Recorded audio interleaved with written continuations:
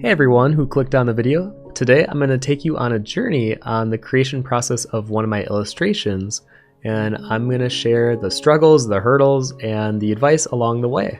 So as I like to start my drawings that are larger, I like to tape it on my wood board, and that way it's easier to work upon and it's easier for me to see for recording purposes if I'm in frame or not. And I always try to work with the sensitive brand of tape so that it peels off easier without ripping the paper. And then here are the tools that I like to work with, and I use these for basically every illustration, and I have more about each in the description below. But because I don't want you to have to sit through this entire video in real time, I'm going to go ahead and speed this up.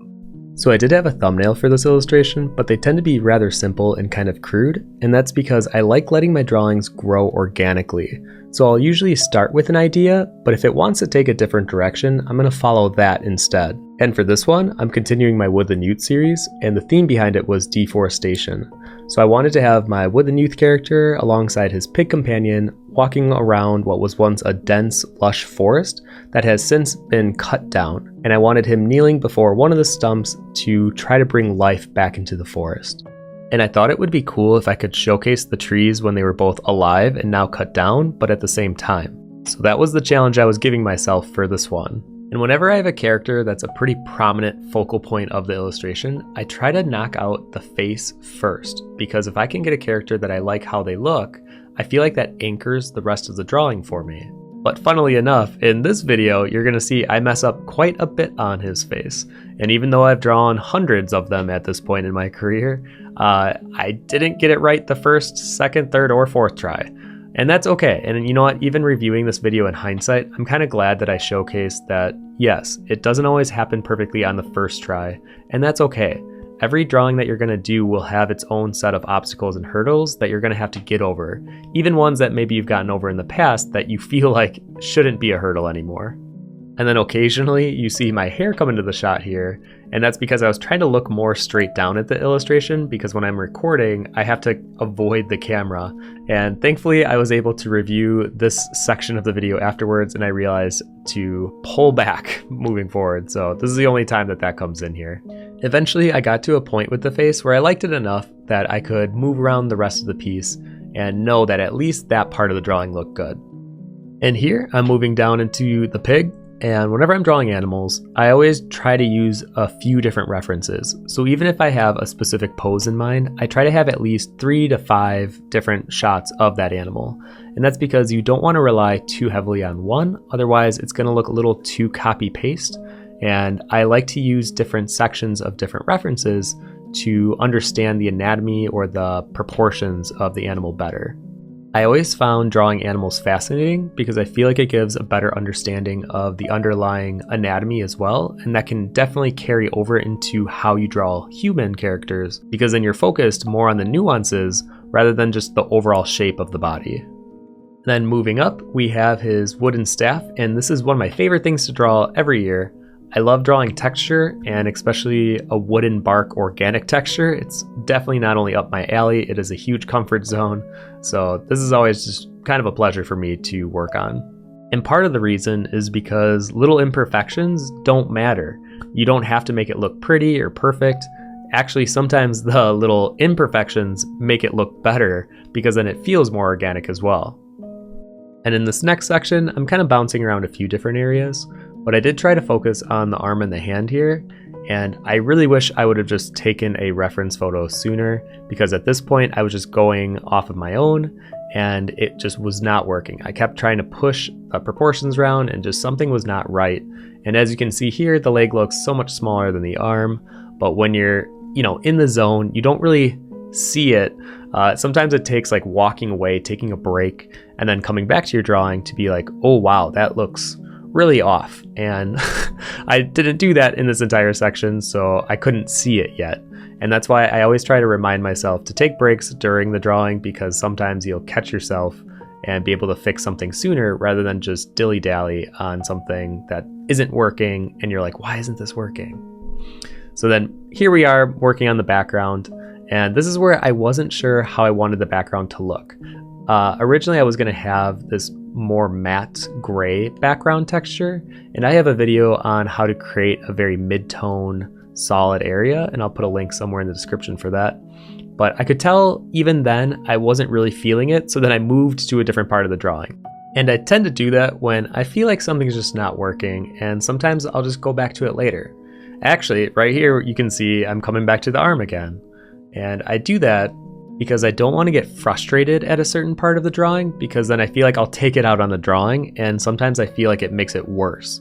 So I'll take a break from it and I'll come back later with a fresh pair of eyes, because typically then I'll be able to see what the problem actually was. Sometimes when you're too close to the problem, you can't actually see the solution. So at this point in the drawing, I could feel that something was off for me. There wasn't something particularly standing out that I could tell I didn't like, but I could tell that, okay, I'm past the halfway point on this drawing, at least in the way I was going before, but I wasn't really vibing with it. And I thought, well, okay, if I just focus on the background and really try to, push that element, maybe that will help me enjoy the piece more. But the more that I just pushed the values around in the background, the more I could tell it just wasn't working for me. The white tree areas just didn't read the way I wanted to. I feel like they read more like banners or beams of light, and that wasn't necessarily the look I was going for. So I tried to add more subtle details. I tried to add the branches, and then I was like, okay, what if I make it darker and have more of a gradient going down? Like that will help it. And as you'll see, that didn't really change my mind either. And this is where I was hitting a point where I was getting frustrated, because I'm recording this video. It's my first time lapse in a long time, and I didn't want to have it to be with a drawing I didn't actually enjoy that much. So after kind of piddling with it for a while here, you're going to see me make a drastic decision very soon. And I left my phone in the shot for a second, and I kind of want to do that more because I like showing how long something actually takes. Because as you see, the minutes go up. It doesn't look like I'm getting a lot done, but it's just because sometimes traditional is just a very slow moving process. So in a last ditch effort to try to make me feel more comfortable with this piece, I tried to use my rendering skills and give it a bit more polish and detail, and it still didn't really save it for me. And this is where the thought first came to mind: what if I went really dark with it? Like, what if I pulled out powder graphite and just poured it all over this piece? And I decided to go with it. So unfortunately, I didn't have the recording step of this. I thought I had my camera on, but thankfully I recorded vertical shots of it because I was going to make a reel out of it anyways. So at least I still captured the powder being laid on the drawing. And as you can see, it is very messy and it's extremely bold. So powder graphite, I wouldn't necessarily recommend to everyone when you're nearing the end stage of a drawing, unless if you know for sure you want to work with it. For me, this was, like I was mentioning, a last ditch effort of like, if I don't like how this looks, I'm going to just ditch and redo the drawing altogether. Thankfully, I ended up liking it, but even laying down the brushstrokes here, I was very nervous. I was like, well, here it is. We're going to make this work.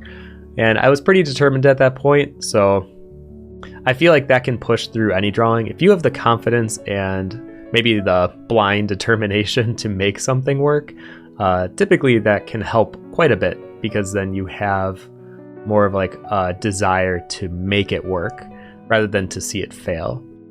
So now when working with powdered graphite, my absolute favorite thing isn't necessarily laying down the graphite and moving it around. It's using an eraser tool and lifting the graphite up. And the contrast between where your eraser marks are and the powdered graphite is so strong that it really adds an impact to the drawing. And now here's the base that I was kind of working with after I laid down the powdered graphite. And because it was so messy, I didn't want to move throughout the entire drawing. I really wanted to focus on that left side, because if I could get the trees looking right on that left side first, essentially then all I had to do was copy and paste that section throughout the rest of the forest. And I was given a wonderful suggestion from one of my good friends, Babs Webb, to do birch trees instead of the oak ones that I was originally planning on. And that's because the contrast of the white bark on the black background would be really great.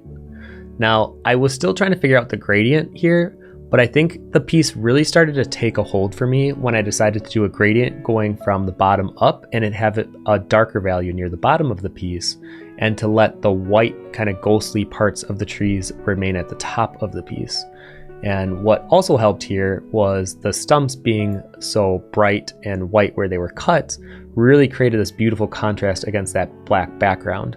Now, it took me a few tries to really find that, but as I mentioned earlier, I like letting drawings grow organically. So I'll change my mind on things, I'll change the direction, and this is one of those directions that I really enjoyed moving forward with instead of the original direction I was going. So I'm very glad that I decided to pull out the powdered graphite.